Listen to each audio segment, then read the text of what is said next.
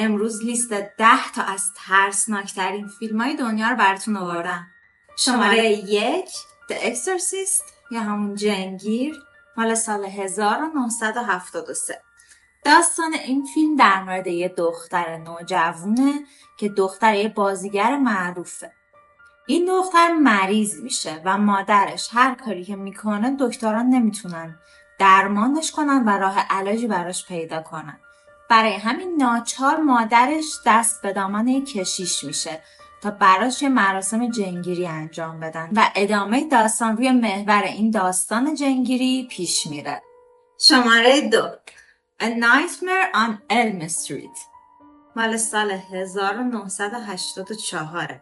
داستان این فیلم در مورد چند نفره که توی بچگی توی یه مهد کودک با هم همبازی بودن و اون موقع یه نفر به نام کروگر اینا رو اذیتشون میکرده. کروگر تبدیل به روح شیطانی میشه و از اینجای داستان دیگه شیطانه. این بچه ها بعد از سالیان سال که بزرگتر میشن همشون یه مشکل مشابه پیدا میکنن. کابوسای واقعی میبینن که بین همشون مشترکه و دائم داره عذابشون میده. توی این کابوس ها یه نفر به نام کروگر میاد اونا رو شکنجه میکنه، آزار میده، اذیتشون میکنه و در آخر به قتل میرسونتشون. بعد از اینکه چند نفر از اونو به قتل میرسند، 2 نفر از این بچه ها شروع میکنن به تلاش کردن برای نجات پیدا کردن از دست این شرایط و ادامه داستان اینطوری پیش میره. فیلم شماره 3 اسمش شاینینگ هست یا درخشش که احتمالاً اکثر شماها این فیلم رو دیدید. مال سال 1980 و در مورد یک مرد نویسنده است به اسم جک که به همراه خانومش و بچهش میرن توی یه هتل خیلی بزرگ تا در طول زمستون که اون هتل مسافری داخلش نمیاد و استفاده ای نداره اونجا سرایدار باشن و از هتل مواظبت بکنن و کل اون هتل بزرگ توی طول زمستون در اختیار اونا باشه. توی ادامه جک دچار یه سری فکرایی میشه که روند داستانو میسازه. توی سال 2013 یک رمان به اسم دکتر اسلیپ در ادامه درخشش نوشته شده و توی سال 2019 یک فیلم با اقتباس از این رمان دکتر اسلیپ ساخته شده. و اما فیلم شماره 4 The Texas Chainsaw Massacre همون سری فیلمای اره میشه. داستان در مورد یک گروهی از جوونا هستش که با همدیگه میخوان برن تفریح بکنن و وقتی که به یه مکانی میرسن میفهمن که درگیر یه خانواده از آدمخوارا شدن و ادامه داستان در مورد شخصیت شرور این فیلم به اسم صورت چرمی که با اره برقی دنبال تک تک این جوونا میفته تا بتونه همشون رو بکشه. زمانی که این فیلم میخواست منتشر بشه گفتن بر اساس داستان واقعیه به خاطر اینکه فروشش بیشتر بشه، اما خب بعدا مشخص شد که بر اساس داستان واقعی نبوده و کاملا ساختگی بوده. اما خود شخصیت صورت چرمی با الهام از یه قاتل سریالی به اسم ادگین ساخته و پرداخته شده. در واقع فیلم بعدی کانجورینگ هست که اینم از اون فیلماییه که احتمالاً خیلی از شما دیدینش. اگه ندیدین این فیلم در مورد یه خانواده‌ایه که به خونه نقل مکان میکنن و بعد از یک مدت متوجه میشن که توی این خونه رفتارهای شیطانی، حس و حال شیطانی وجود داره و این خونه یه جورایی تسخیر شده هستش و بعدش میرن میگردن و 2 تا متخصص به نام اد و لورن وارن رو پیدا میکنن که بیان و براشون جنگیری انجام بدن توی این خونه، یه حرکتی بزنن که بالاخره این خونه ببینن چطور میشه. این فیلم محصول سال 2013 و بعدش کانجورینگ 2 و فکر کنم 3 بعدش ساخته شده فکر کنم.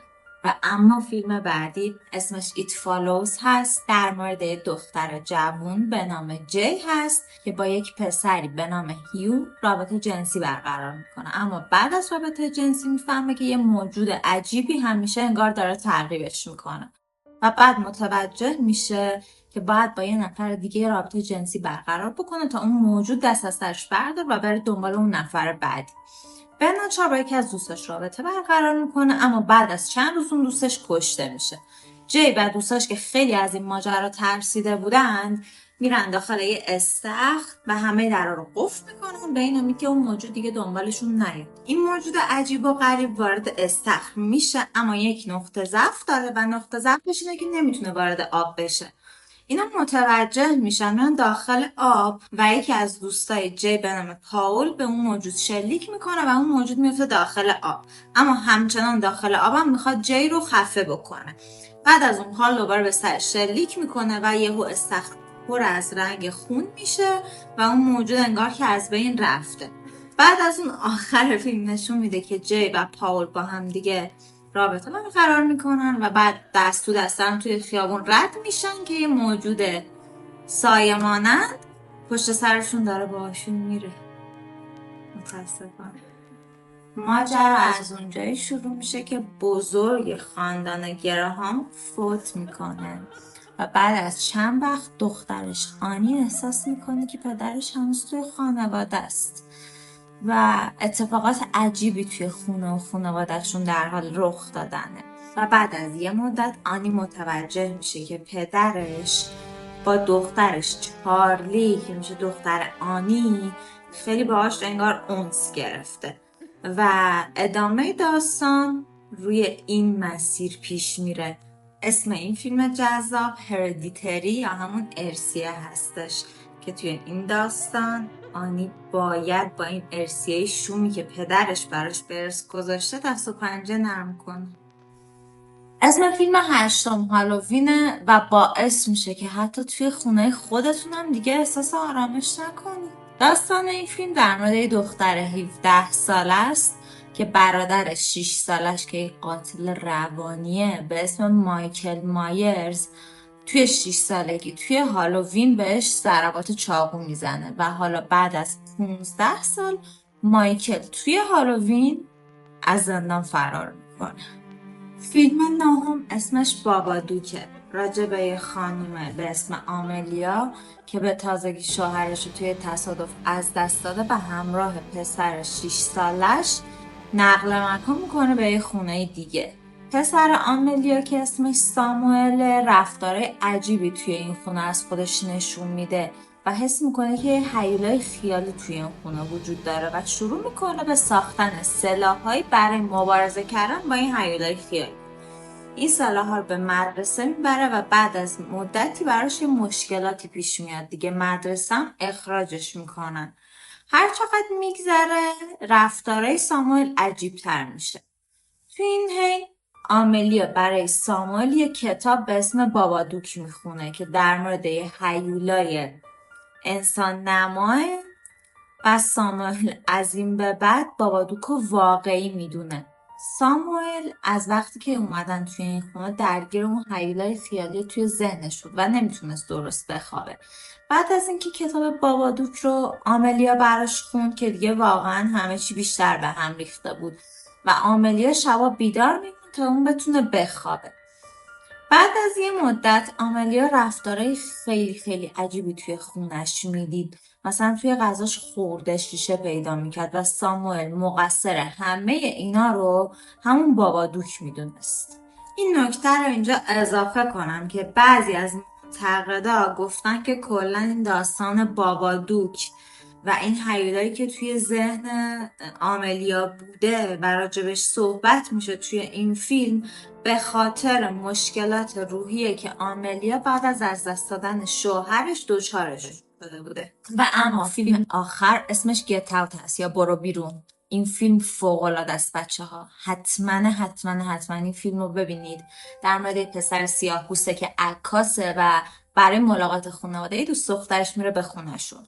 یکم رفتارهای عجیبون اول میبینه ولی خب دیگه شاید عجیبن واقعا دیگه، ازشون میگذره. بعد از یه مدتی یه دوره همی خانوادگی اینا میگیرن که همه سفید پوستا اینا میان و اونجا تازه معلوم میشه که این خانواده سفید پوست هنوزم خودشونو مالک سیاه پوستا میبینن و سیاه پوستا رو میگرفتند، حالت برده میکردن و مجبورشون میکردن هر کاری که میخوان انجام بدن.